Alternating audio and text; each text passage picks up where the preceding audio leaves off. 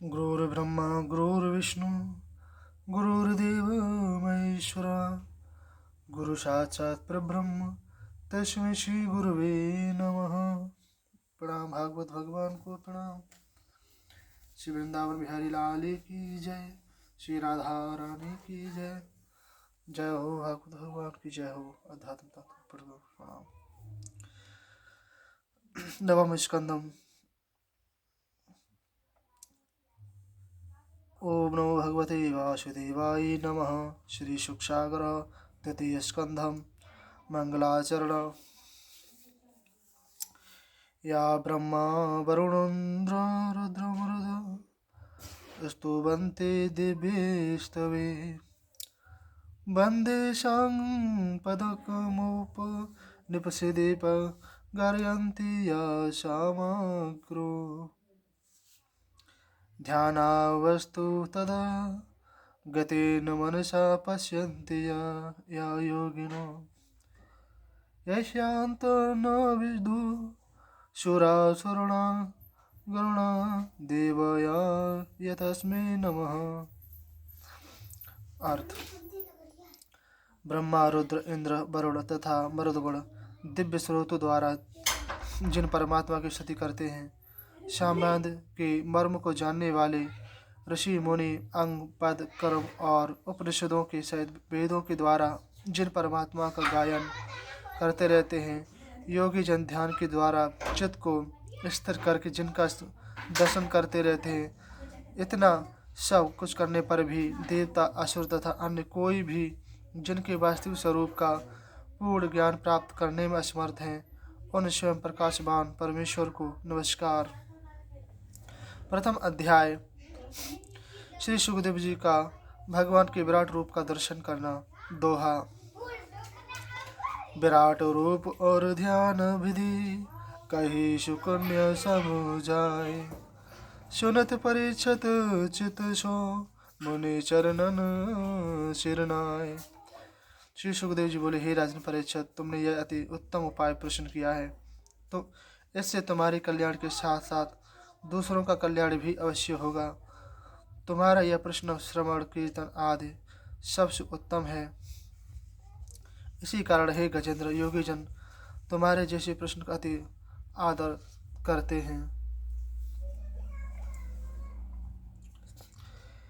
मनुष्य सदा सांसारिक माया जाल में फंसे रहते हैं। उन्हें अपने जन्म लेने का वास्तविक लाभ प्राप्त नहीं होता है। वे सदा घरेलू उद्योगों में फंसे रहते। ऐसे लोगों को आयु व्यर्थ ही व्यतीत हो जाती है। उनका दिन काम धंधों में, रात्रि नींद और तथा स्त्री प्रसंग में कट जाती है।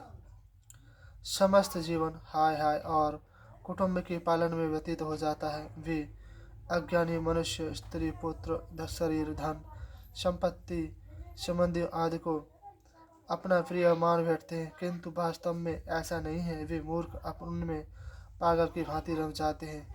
उन्हें अपनी मृत्यु का तनिक भी ध्यान नहीं होता है और अंत में मृत्यु का ग्रास होकर चले जाते हैं। हे राजन परीक्षित, ऐसे मनुष्य के लिए शास्त्रों ज्ञान की बातें सुनने और कहने योग्य हैं। ये संपूर्ण बातें तुम्हारे इस प्रश्न के अंतर्गत हैं। हे राजा परीक्षित,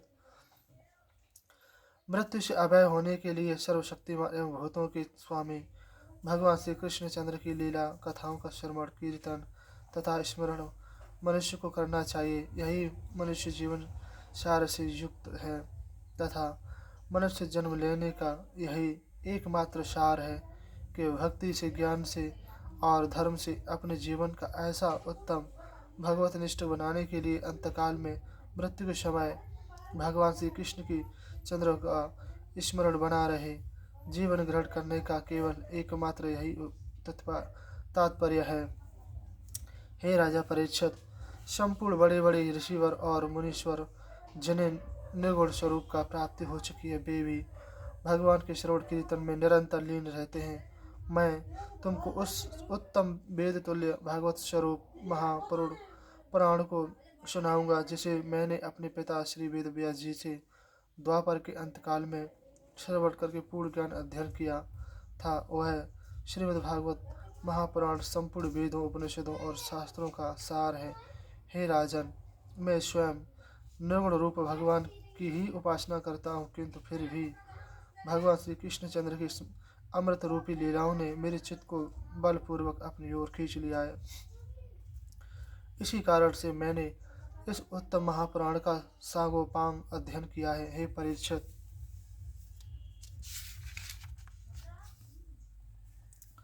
तुम उन्हीं भगवान श्री कृष्णचंद्र के परम भक्त हो, इसी कारण मैं तुम्हें उनकी अमृतमय कथा का पान कराऊंगा। उस कथामृत का पान करने के पश्चात मनुष्य की फिर इस श्लोक और परलोक लोक और परलोक किसी वस्तु की इच्छा नहीं रहती है। संपूर्ण शास्त्रों का केवल यही निचोड़ है कि ज्ञानियों, ऋषियों, मुनियों तथा स्नातकों आदि सभी को भगवान नाम संकीर्तन प्रेम से करना चाहिए। संपूर्ण जप तप कर्म योग साधन यज्ञ इत्यादि की अपेक्षा केवल नाम संकीर्तन ही विशेष महत्व रखता है।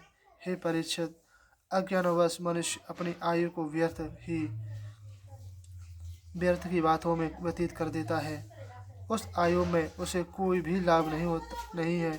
महत्त्व जीवन वही है तथा जन्म लेने का सच्चा लाभ उसी को प्राप्त होता है जो 2 घड़ी भगवान के नाम संकीर्तन कथा श्रवण आदि में व्यतीत करता है। हे राजन, राजा सटवांग ने भगवान के नाम संकीर्तन का सहारा लेकर केवल 2 घड़ी में ही मोक्ष प्राप्त कर लिया। हे परीक्षित, तुम्हारे लिए तो अभी 7 दिन की अवधि जीवन विशेष है। इतने काल में तो तुम अपने कल्याण के लिए सब कुछ कर सकते हो।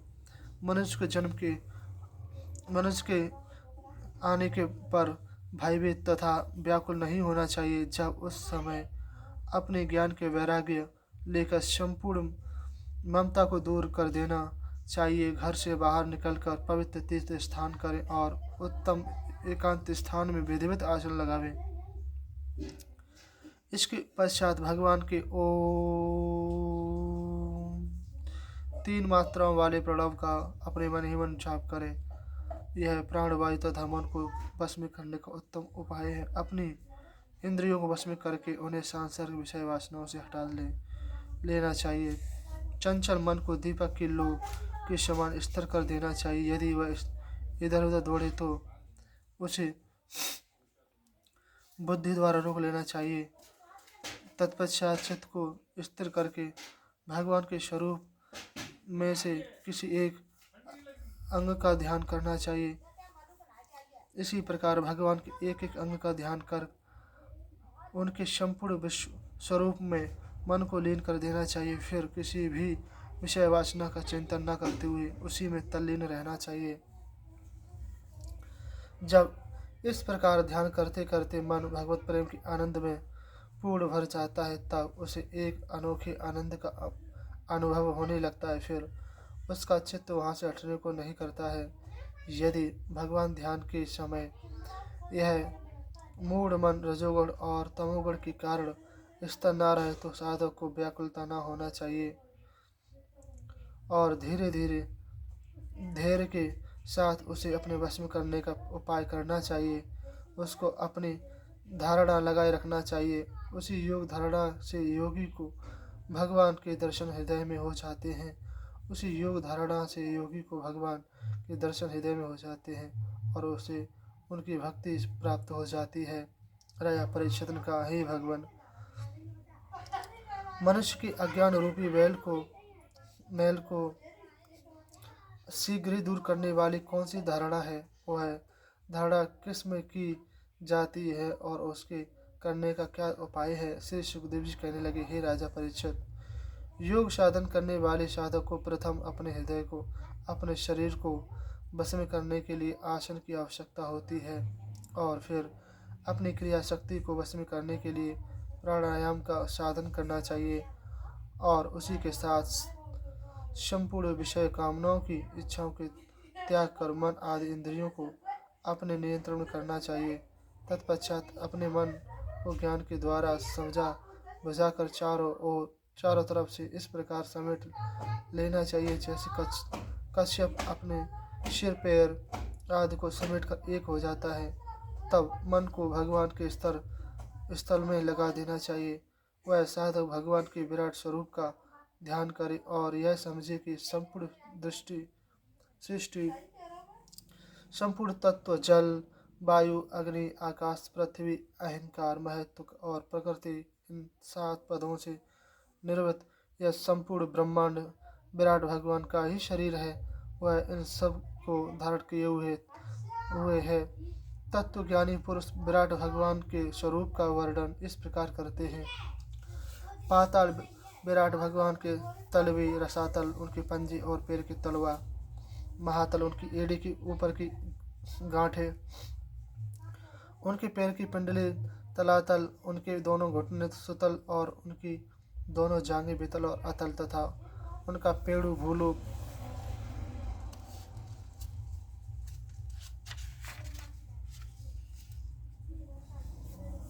है।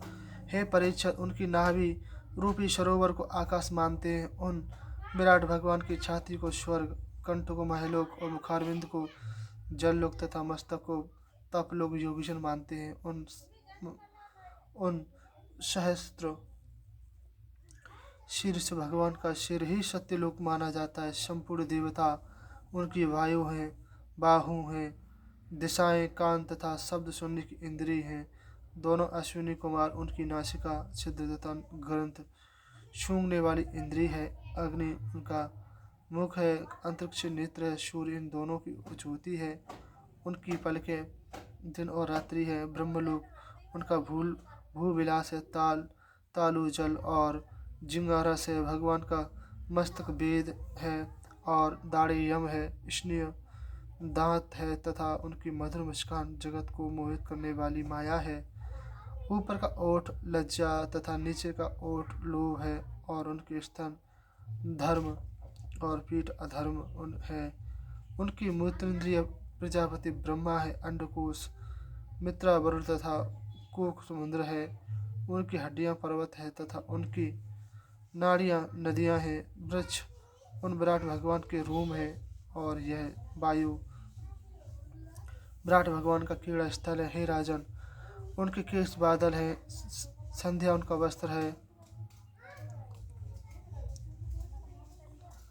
मूल प्रकृति उनका हृदय है तथा चंद्रमा मन है। महतत्व उन विराट भगवान का चित्त है तथा रुद्रदेव अहंकार है। धन्य वन्य पशु उनकी कमर है तथा हाथी, घोड़े और खच्चर विराट भगवान के नख हैं। भांति भांति के पक्षी गण उनकी लील कला है। बुद्धि मन है और मनुष्य भगवान का निवास स्थान है। अप्सराचारण गंधर्व और उनके स्वर है। दैत्य राक्षस उनके वीर हैं। ब्राह्मण मुखारबिंदु, क्षत्रिय बाहु और वैश्य जंगल तथा शूद्र जन उनके चरण है। संपूर्ण बड़े बड़े यज्ञ जो देवताओं के निर्मित किए जाते हैं वे उन विराट भगवान के कर्म हैं। हे राजा परीक्षित, मैंने तुम्हें विराट भगवान के स्थूल शरीर का ज्ञान कराया है। इसके अतिरिक्त और कुछ नहीं है। बुद्धि से मन को वश में करके इसी विराट स्वरूप को भगवान में लगाकर उन्हीं सच्चिदानंद घन परमात्मा का ध्यान करना चाहिए। अन्य सांसारिक विषयों में आसक्त होना ही जीव को पतन की ओर अग्रसर कराता है। दूसरा अध्याय भगवान के स्थूल तथा सूक्ष्म शरीरों का रूपों का वर्णन करना। दोहा। स्थूल सूक्ष्म रूप की सुखदेव ने वर्णन कियो, कम युक्त साधो युक्त की भी ज्ञान राजा को दियो। सुन के बचन मुनि राय के नरनाय अति हर्षित भयो। मग्न परमानंद में हो लाभ निज जीवन लाक्यो। श्री सुखदेव जी बोले, हे राजन परीक्षित, सृष्टि के आरंभ में प्रजापति ब्रह्मा ने भी ऐसा ही विचार किया था। ब्रह्मा के इन विचारों से प्रसन्न होकर भगवान ने उन्हें ग्रसित के प्रलय के पूर्व की स्मृति जो प्रलय काल के कारण लुप्त हो गई और भी प्रदान की और अपनी पूर्ण स्मृति को पाकर ब्रह्मा की बुद्धि निश्चय हो गई, उनकी दृष्टि समीप हो गई। उनको भगवान की लीला तथा उनके ईश्वर तत्व का ज्ञान, पूर्ण ज्ञान हो गया। उन्होंने उसी ज्ञान द्वारा लीला संसार की पुनः सृष्टि कर दी। हे राजा परीक्षित, वेदों का अर्थ अति रहस्यमय है। उनके अर्थ को न समझकर बहुत से प्राणी स्वर्ग आदि को प्राप्त करने के चक्कर में फंस जाते हैं। जीव कर्मादि जीव स्वर्ग आदि लोगों की प्राप्ति की वासनाओं में भटकता है और उसे कहीं भी सच्ची शांति तथा सच्चा सुख नहीं प्राप्त होता है। अतः ज्ञानी पुरुषों की चाहिए वे सांसारिक वस्तुओं को ही इतनी ही चाहे करे जितनी उन्हें आवश्यकता हो। सब वस्तुओं को फिर संसार समझकर उनमें लीन न होवे। यदि भाग्यवश वे वस्तु अनायासी प्राप्त हो जाती है तो उनके अधिक उपार्जन का प्रयत्न न करें। जैसे पृथ्वी शयन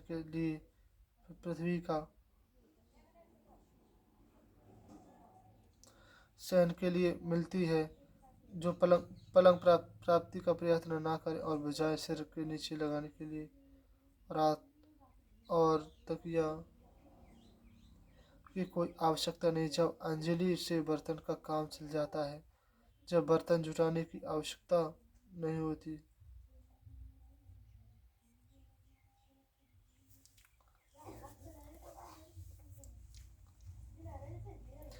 वृक्ष की छाल के वस्त्रों का काम चल सकता है। मार्ग में पड़े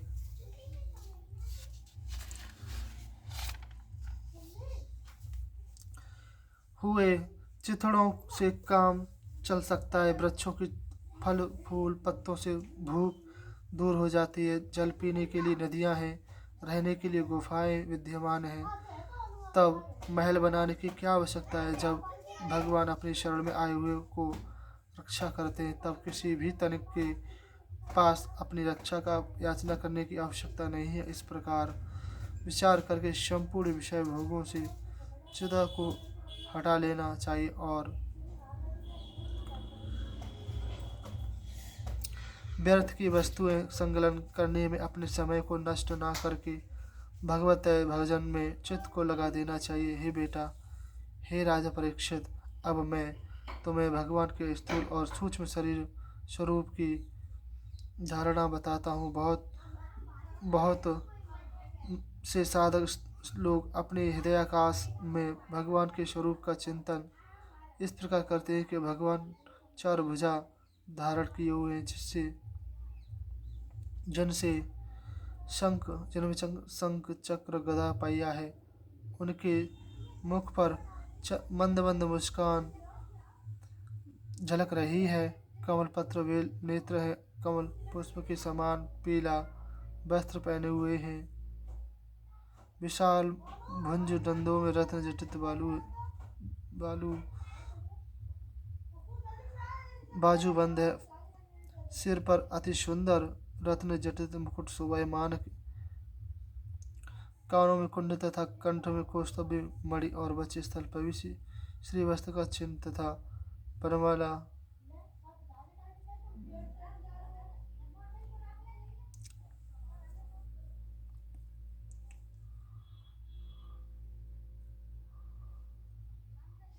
शोभायमान है। योगियों के खिले हुए सहस्त्र दल वाले हृदय कमल पर उनके चरण विराजमान। भगवान के बाल चिकने घुंघराले हैं, संपूर्ण अंग प्रत्यंग आभूषणों से सुशोभित हैं और वे अपनी मंद मंद मुस्कान से भक्ति की ओर देख रहे हैं। जब तक साधक का मन स्थिर न हो जावे तब तक भगवान के उसी मोहिनी रूप का धारण करना चाहिए।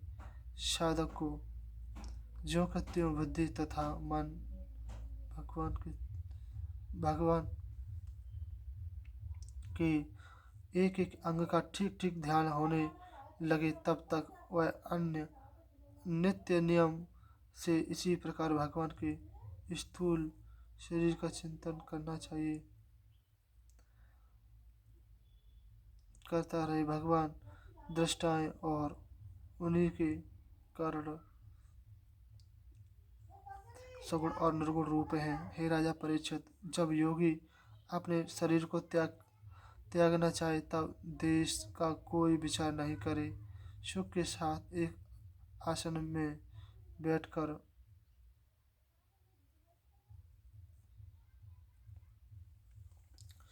संपूर्ण इंद्रियों को वश में कर ले। तत्पश्चात अपनी शून्य बुद्धि से मन को वश में करे, तब तक और बुद्धि को क्षेत्रज्ञ में रखे करे और क्षेत्रज को अंतरात्मा ईश्वर में विलीन कर दे।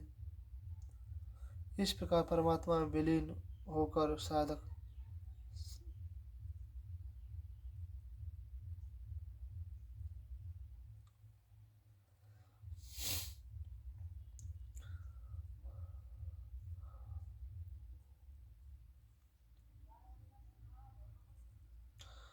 उस समय वह सत रजतम इन तीनों गुणों से मुक्त हो जाता है। अहंकार में तत्व तथा प्रकृति का अस्तित्व भी दूर हो जाता है। उस समय उसे काल भी ग्रसित करने में असमर्थ होता है। योगी जन परमात्मा के अतिरिक्त संपूर्ण पदार्थों को त्याग देते हैं। शरीर से संबंध रखने वाले संपूर्ण पदार्थों की आसक्ति का त्याग करके भगवान के स्वरूप में आसक्त हो जाते। भगवान का यही परम पद है। शास्त्रों में भी ऐसा ही कहा है। जब योगी इतना कर ले, अर्थात अपने इंद्रियों को जीत ले, तब अपनी एड़ी से गुदा मार्ग को बंद करके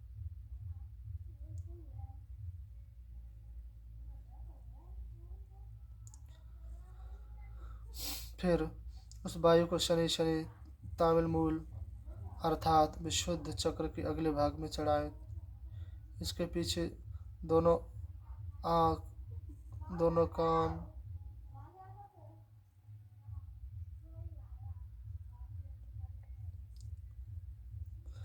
फिर उस योगी को किसी अन्य लोक में बचने की इच्छा नहीं है। वह तो आधी घड़ी उस प्राणवायु को आज्ञा चक्र में रोककर परमात्मा में लीन हो जाए। तत्पश्चात वह ब्रह्मरंध्र को भेद कर इंद्रियों के साथ शरीर को त्याग दे।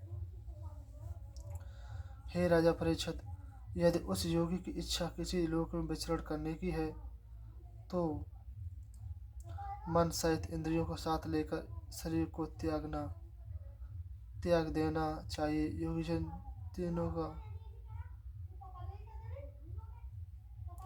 योगीजन का शरीर अति सूक्ष्म वायु की भांति होता है। यह 5 दिसंबर।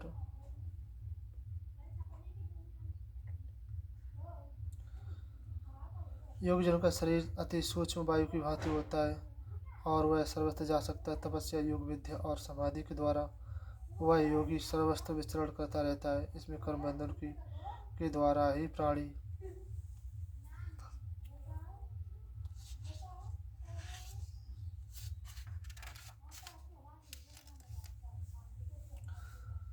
कहीं भी रोक टोक नहीं विचर सकता। योगी जब ब्रह्मलोक को जाता है तब प्रथम वह आकाशलोक में होता हुआ अग्निलोक में पहुंचता है। वहाँ उसके शेष पाप नष्ट हो जाते। तत्पश्चात ध्रुव के निवास स्थान से सुमार चक्र में जाता है। वह सुमार चक्र ब्रह्मांड का मुख्य केंद्र है। तब वह प्राणी महलोक में जाता है। वहीं पर ब्रह्मांड का सुख केंद्र है। तब वह प्राणी महलोक में जाता है। वहीं पर ब्रह्मवेता योगीजन रहते हैं। जब प्रलय काल आता है तब शेष के मुख से अग्नि निकलती है और वह नीचे संपूर्ण लोगों को जलकर भस्म कर देती है। तब महलोक निवासी सभी योगी लोग ब्रह्मलोक में चले जाते हैं। तब महलोक निवासी सभी योगी लोग ब्रह्मलोक में चले जाते हैं। उस महलोक में निवास करने वाले प्राणियों की आयु 1 कल्प होती है और वहाँ देवताओं लोग की विहार करते हैं। ब्रह्मलोक में निवास करने वालों की आयु ब्रह्मा के समान 2 की हो जाती है। वही सुख, रोग, मृत्यु, जरा आदि कुछ भी नहीं है, किंतु ये भी घंटों वहाँ के प्राणी इन जन्म मृत्यु के चक्कर में फंसने वाले प्राणियों प्राणियों के दुख को देखकर दयावश दुखी रहते हैं। योगी जन अपने सूक्ष्म शरीर को पृथ्वी तल में मिला देता है। इस प्रकार पृथ्वी रूप से जल की ओर और जल से अग्नि और अग्नि को वायु आचरण को भेदता हुआ आकाश रूप आवरण को भेजता है। उसी प्राणी घ्राणेन्द्रिय अपने गंध सहित तन्मात्रा में लीन हो जाती है। जिह्वा का रस तन्मात्रा में लीन हो जाता है। नेत्र रूप तन्मात्रा में लीन हो जाता है। त्वचा स्वर्ग तन मात्रा में लीन हो जाता है। कान रूप तन्मात्रा में लीन हो जाती है तथा संपूर्ण कर्मेंद्रिय अपनी अपनी तन्मात्रा में लीन होकर सूक्ष्म शरीर को प्राप्त करती है। प्राणी इस प्रकार पंचभूतों से बने हुए स्थूल शरीर से सूक्ष्म आवरणों में लीन हो जाता है। तब तक वह अहंकार में लीन हो जाता है। उसमें वह अपने सूक्ष्म भूतों को भी तामस अहंकार में लीन कर देता है। अपनी इंद्रियों को राक्षस अहंकार में लीन कर देता है और मन सहित सब इंद्रियों के स्वामी देवताओं को सात्विक अहंकार में विलीन कर देता है। तत्पश्चात वह महतत्व में प्रवेश करता है। इसके पश्चात संपूर्ण गुणों के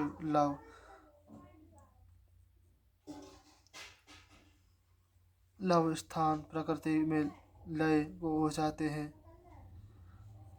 हे राजा परीक्षित,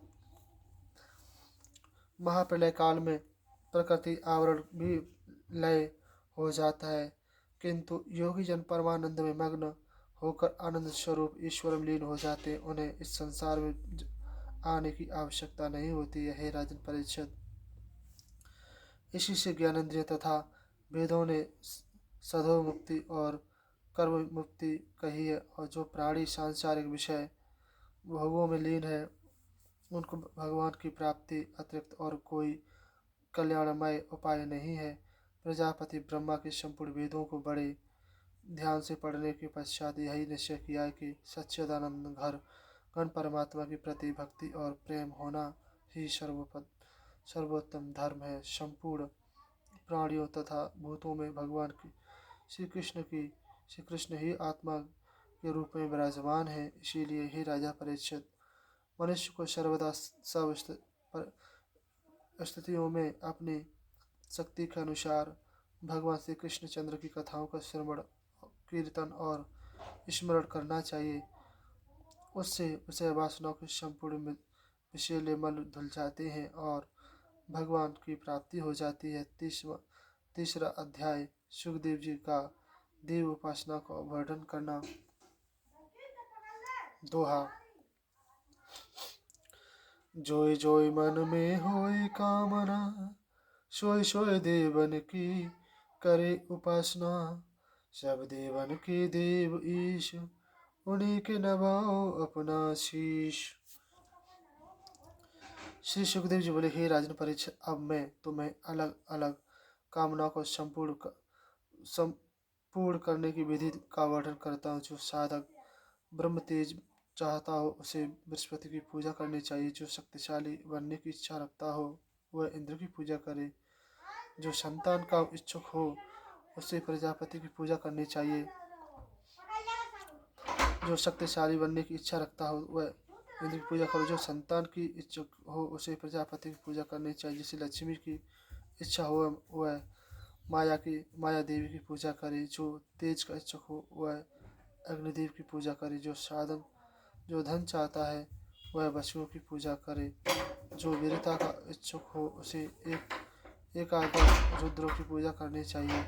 जो अन्न की इच्छा रखता हो वह अदिति की पूजा करे जो स्वर्ग का इच्छुक हो, वह देवताओं की पूजा करे जो राज्य की लालसा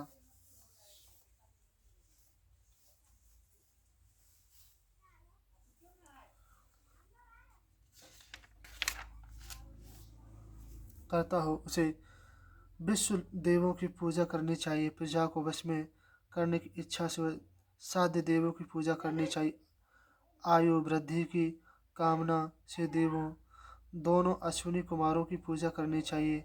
पुष्टि प्राप्ति के लिए पृथ्वी की तथा प्रतिष्ठा की कामना के लिए पृथ्वी और आकाश दोनों की पूजा करनी चाहिए। सौंदर्य प्राप्ति के लिए गंधर्वों की पूजा करनी चाहिए। पत्नी की चाहना के लिए उर्वशी अप्सरा की पूजा करनी चाहिए। सब सबके स्वामी बनने के लिए प्रजापति ब्रह्मा की पूजा करे। ऐसी यश प्राप्ति के लिए यज्ञ पुरुष भगवान की पूजा करे। क्रोध की इच्छा के लिए वरुण की पूजा करे। विद्या प्राप्ति के लिए भगवान शंकर शिव शंकर की पूजा करे। पति पत्नी में प्रेम रखने की कामना से उमा की पूजा करे। धर्म के लिए भगवान विष्णु की पूजा करे। वंश की रक्षा के लिए पितृदेवों की पूजा करें। बाधाओं से बचने के लिए यज्ञों की पूजा करें। बलिष्ठ होने के लिए मर्द गुणों की तथा राज्य प्राप्ति के लिए मनमंत्रों के स्वामियों की अभिचार के हेतु निरतों की पूजा करें। ऐश्वर्य के लिए चंद्रमा की तथा निष्काम भक्ति के लिए भगवान नारायण की पूजा करनी चाहिए।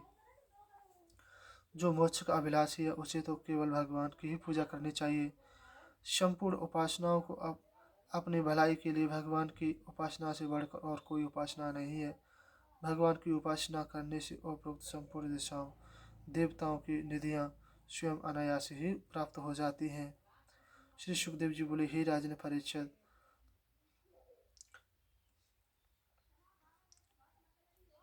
ने सर्वज्ञ भगवान श्री सुखदेव जी से और क्या पूछा। हे सूत जी, आप भगवत भक्त हैं, आपकी बाल क्रीड़ाएं भी भगवत भक्ति में ही होती हैं। श्री सुखदेव जी भी भगवान नाममय हैं। जिन संत पुरुषों का भगवान में इतना विशुद्ध प्रेम है उनकी कथाएं अवश्य ही सांसार प्राणियों के लिए अहितकार होगी।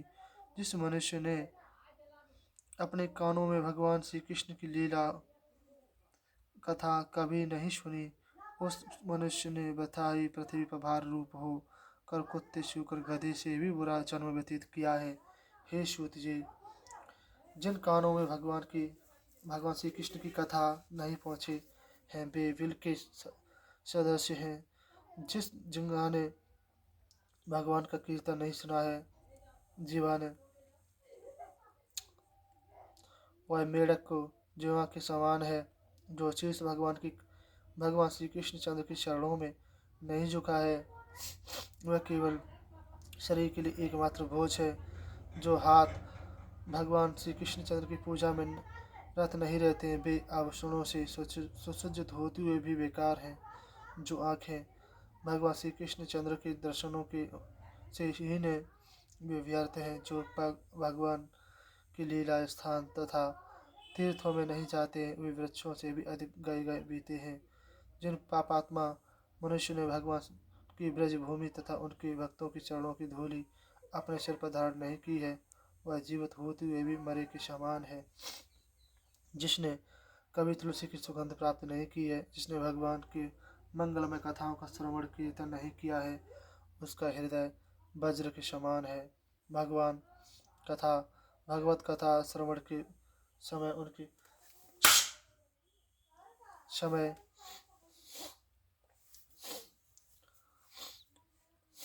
समय जिनके भगवान के मंगल श्रवण कथा और श्रवण कीर्तन नहीं किया उनका हृदय वज्र के समान। भगवान कथा श्रवण के समय उनके प्रेम उद्वेग में जिनके नेत्रों में आंसू नहीं छलकते, जो प्रलय के समान नहीं होता है, उसका जन्म वृथा है। इसलिए हे सूत जी, आप हमें कृपा करके वह कथा सुनाइए जो राजा परीक्षित ने श्री सुखदेव जी से पान की थी। चौथा अध्याय, राजा परीक्षित का सृष्टि उत्पत्ति के बारे में प्रश्न करना। दोहा। सृष्टि उत्पत्ति प्रश्न तब पूछो रऊ सिहाय। योगीश्वर सुखदेव जी कहे सभी समझाए। सूत जी बोले, हे शौनक जी, श्री सुखदेव जी के रहस्यमय भागवत भक्ति में सुने हुए वचनों को सुनकर राजा परीक्षित ने अपने मन को भगवान के चरणों में लगा दिया। वे निश्चय बुद्धि से एक आसन लगा कर बैठे थे। उन्हें गृह संबंधी कोई चिंता नहीं थी, क्योंकि पत्नी, पुत्र, राज्य, कोष सब का भार भाई बंधुओं पर सौंप दिया था। उन्हें जो कुछ थोड़ी सी ममता थी, वह भी श्री सुखदेव जी की कृपा से त्याग दी। उन्हें अपनी मृत्यु समय मालूम था, इसलिए उन्होंने संपूर्ण सांसारिक चौथा अध्याय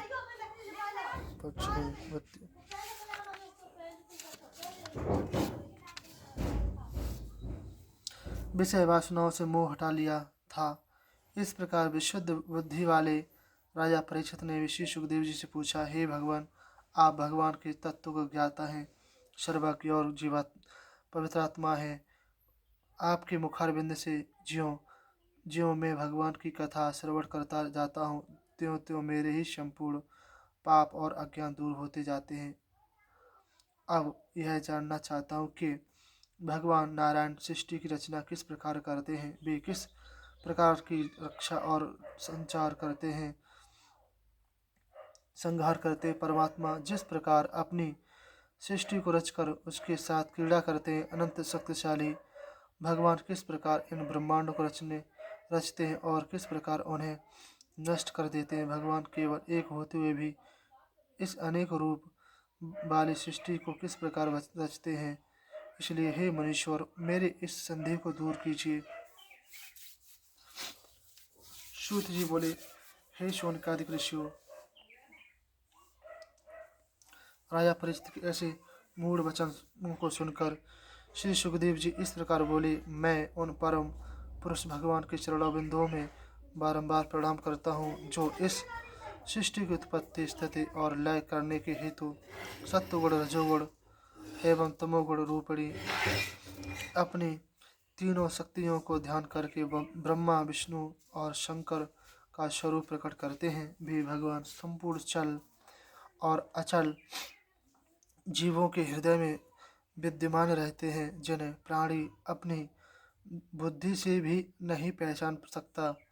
वे अनंत हैं तथा उनकी महत्ता भी अनंत है। हम बारंबार उनको नमस्कार करते हैं, जो भक्तों के कष्टों को दूर करने के लिए, दुष्टों की शक्ति को रोकने के लिए बारंबार अवतार धारण करते हैं।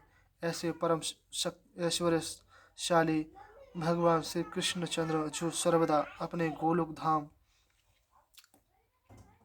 में विहार करते हैं तथा जो ब्रह्मस्वरूप हैं, जिनके नामों का कीर्तन, श्रवण, स्मरण, दर्शन, पूजन तथा वंदन जगत के प्राणियों के पापों को इस प्रकार जलाकर भस्म कर देते हैं, जिस प्रकार अग्नि रूई के ढेर को जला देती है।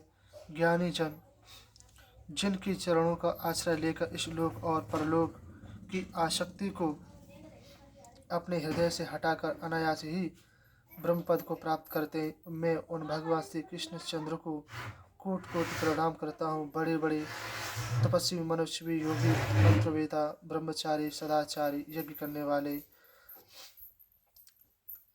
दानी अपनी कामनाओं को तथा अपने सर्वस्व को जब तक उन भगवान श्री कृष्णचंद्र के चरणों में नहीं अर्पण कर देते, तब तक उनका कल्याण नहीं होता है। भगवान के चरणों में आत्मसमर्पण कर देना ही कल्याणकारी मार्ग है। बड़े बड़े घोर पापी और नीच, जिनके चरणों में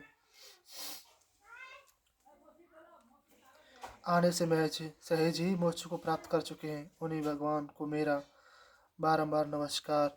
जो भगवान श्री कृष्णचंद्र ज्ञानियों की आत्मा, भक्तों के ईश्वर, कर्म करने वालों की निर्मत, वेद तथा धार्मिकों के हेतु धर्म एवं तपस्या करने वालों के लिए तप रूप है, उनके ब्रह्म स्वरूप का ध्यान ब्रह्मा तथा शंकर जी आदि समस्त देवतागण करते रहते हैं और उनके चिंतन में ही सर्वदा रहते रहते हैं। जो लक्ष्मी की पति हैं, यज्ञ पुरुष हैं, प्राणियों के रक्षक, घटघटवासी तथा लोकपाल हैं, पृथ्वी के स्वामी और यदुवंशियों के रक्षक हैं, उन उन भक्तवत्सल सर्वेश्वर भगवान श्री कृष्णचंद्र को मैं बारंबार नमस्कार करता हूँ, जिन भगवान श्री कृष्णचंद्र ने ब्रह्मा के हृदय में उनकी पूर्व स्मृति जगा दी और जिन्होंने सांगोपाद वेद को अपने मुख से प्रकट किया है, वे ज्ञान के उत्पत्ति करने वाले भगवान श्री कृष्णचंद्र जी मेरे हृदय में विराजमान हो, जो भगवान संपूर्ण प्राणियों में आत्म रूप में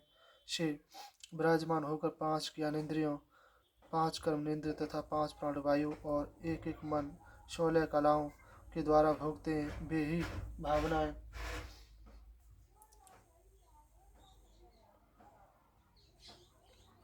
भगवान मेरी वाणी को शुद्ध करे। मैं भगवान व्यास जी के चरण कमलों में कोट कोट प्रणाम करता हूँ। हे राजा परीक्षित, तुमने जो प्रश्न किया है उसके उत्तर में मैं तुमसे वह उपदेश करूंगा जो नारायण ने प्रजापति ब्रह्मा को स्वयं सर्वप्रथम किया था।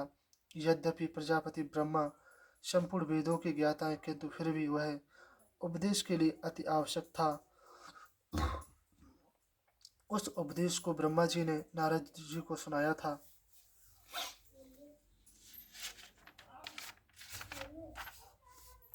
पांचवा अध्याय, भगवान के विराट स्वरूप सृष्टि का वर्णन। दोहा। विराट रूप भगवान को कहो ब्रह्म समुझाए, कही विधि जग की उत्पत्ति होई विराट से आए। नारद जी बोले, हे प्रजापति, आपने केवल मुझे ही उत्पन्न नहीं किया है, अपितु संपूर्ण देवताओं का तथा संपूर्ण सृष्टि को भी आपने जन्म दिया है। अतः आप मुझे आत्मा तथा परमात्मा का ठीक ठीक तत्व समझाइए। हे पिताजी, इस जगत का लक्षण क्या है, वह किस प्रकार के आधार पर है, इसकी रचना किसने की है, यह किस में लीन हो जाता है तथा इसके अधीन है, किसके अधीन है, वास्तव में ये क्या वस्तु है। कृपा करके आप मुझे इस संपूर्ण तत्वों तथा निरूपण कीजिए।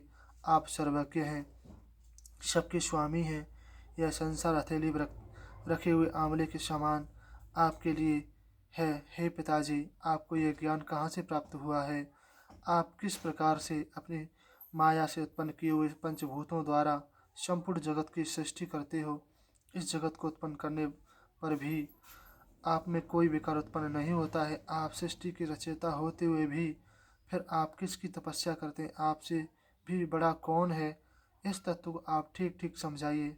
ब्रह्मा जी बोले, हे नारद, तुमने जो प्रश्न किए हैं वे अति उत्तम हैं। वे तुम्हारे लिए ही केवल लाभप्रद नहीं, किंतु सारे संसार के लिए भी लाभप्रद हैं, और मुख्यतः मेरे लिए, क्योंकि उनमें भगवान की लीलाओं का सुंदर वर्णन। तुम्हारी जो आशंकाएं हैं वह सब सत्य हैं। हे नारद, इस सृष्टि का रचयिता तुम केवल मुझको ही मानते हो, सो ऐसा नहीं है। मुझसे भी परे एक पर ब्रह्म शक्ति है, जिसका आश्रय लेकर मैं सृष्टि रचता हूँ, जिसका सूर्य, चंद्रमा, अग्नि, ग्रह, नक्षत्र उस ब्रह्म शक्ति के द्वारा प्रकाशमान होते हैं। उसी प्रकाश में भी स्वयं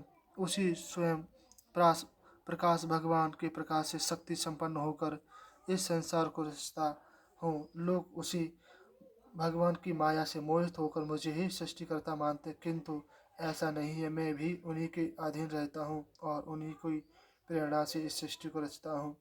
हे नारद, संसार की सृष्टि के हेतु जिन मूल कारणों की कल्पना की गई है, वह दिव्य कर्म, काल, स्वभाव तथा जीव, यही तत्व है। उन्हीं के संपूर्ण ब्रह्मांड की उत्पत्ति होती है। भगवान ने वेदों को उत्पन्न किया है। वेद उन्हीं भगवान की महिमा को गाते रहते हैं। देवता भी भगवान नारायण से उत्पन्न हुए हैं। यह संपूर्ण यज्ञ तप कर्म उन्हीं भगवान नारायण की प्राप्ति के लिए किए जाते हैं। ज्ञान से ही भगवान नारायण को पहचानते हैं। भगवान नारायण दृष्टा होने पर भी सबके ईश्वर है। निर्विकार होने पर भी सर्वमय है। उन्हीं भगवान ने मेरी उत्पत्ति की है और उन्हीं के द्वारा प्रेरित होकर मैं इस जगत को उत्पत्ति करता हूँ। हे नारद, सबसे पहले रजोगुण, सत्वगुण और तमोगुण, ये तीनों गुण भगवान अपनी माया से अपने में उत्पन्न करते हैं। उसी के अनुसार रजोगुण से सृष्टि रची जाती है, सत्वगुण से सृष्टि की स्थिति होती है और तमोगुण से उसका प्रलय हो जाता है। ये ही तीनों रज सत और तम द्रव्य ज्ञान और क्रिया का सहारा लेकर माया से परे नित्य युक्त जीव को माया में स्थिर करके कार्य कारण और कर्तापन की अभिमान से घेर लेते हैं। हे नारद, भगवान नारायण इन तीनों गुणों के आवरण से अपने स्वरूप को छिपा लेते, इसी कारण अज्ञानी पुरुष उनको नहीं देख पाते हैं। वे भगवान ही संपूर्ण और मेरे रचने वाले हैं। जब मायापति भगवान की इच्छा सृष्टि रचने की होती है, तब वे अपनी माया के द्वारा स्वयं काल कर्म और स्वभाव को पहले स्वीकार करते हैं। उन्हीं नारायण की शक्ति से काल रजोगुण सतोगुण और तमोगुण से क्षोभ उत्पन्न कर देता है और स्वभाव उसमें रूपांतर कर देता है। कर्म तत्व को जन्म देता है। तत्पश्चात रजोगुण और तमोगुण की वृद्धि से महत्व विकार उत्पन्न होकर ज्ञान क्रिया और दिव्य रूप अहंकार उत्पन्न होता है। यह तम प्रधान अहंकार तीन प्रकार का होता है, एक वैकारिक, दूसरा तेजस, तीसरा तामस।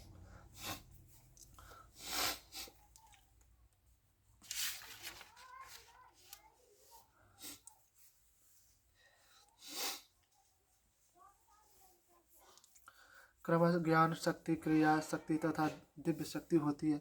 तब तामस अहंकार में विकार उत्पन्न होता है। तब उसमें आकाश तत्व की उत्पत्ति हो जाती है होती है। आकाश तत्व की तन्मात्रा और गुण शब्द होता है। इस शब्द से ही दृष्टा और दृश्य का ज्ञान होता है। तत्पश्चात जब आकाश तत्व में विकार उत्पन्न होता है, तब उससे वायु उत्पन्न तत्व की उत्पत्ति होती है। वायु तत्व का गुण शब्द और स्पर्श दोनों इंद्रियों में स्फूर्ति, शरीर में जीवन शक्ति, बल तथा ओज इसी प्रकार कारण होते हैं। काल कर्म तथा समय अनुसार स्वभावानुसार वायु में भी विकार उत्पन्न होता है। उससे अग्नि तत्व की उत्पत्ति होती है। उसका मुख्य गुण रूप है। उसके साथ साथ अपने बनाने वाले आकाश और वायु तत्व के गुण इनमें शब्द और स्पर्श रूप में विद्यमान रहते हैं। अग्नि के विकार से जल उत्पन्न होता है।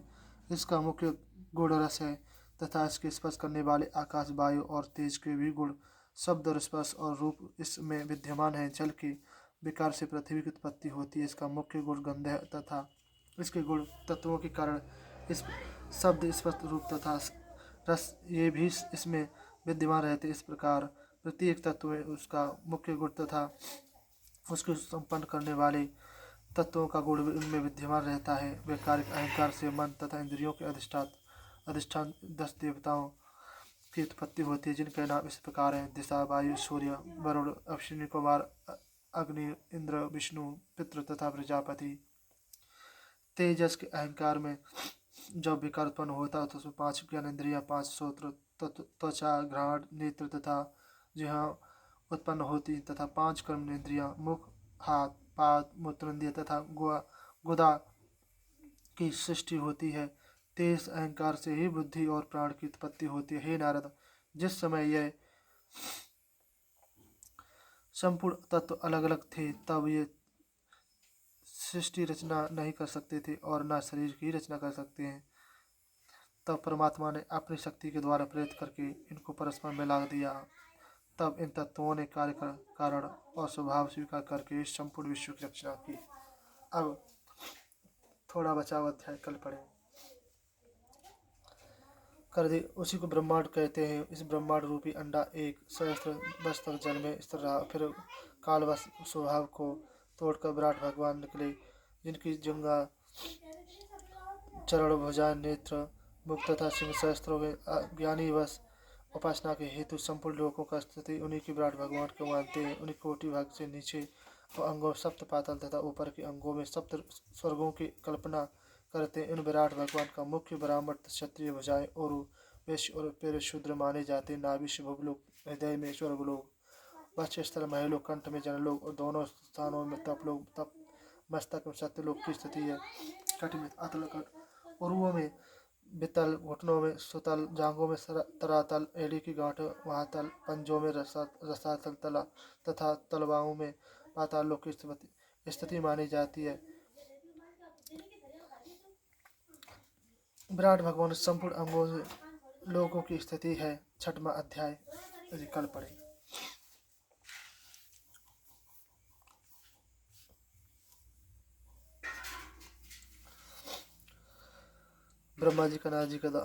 ब्रह्मा जी का नारद जी से विराट भगवान द्वारा सृष्टि का उत्पत्ति करना जो कल पड़े। आप सभी भक्तों को राधे राधे। प्रणाम भागवत भगवान को।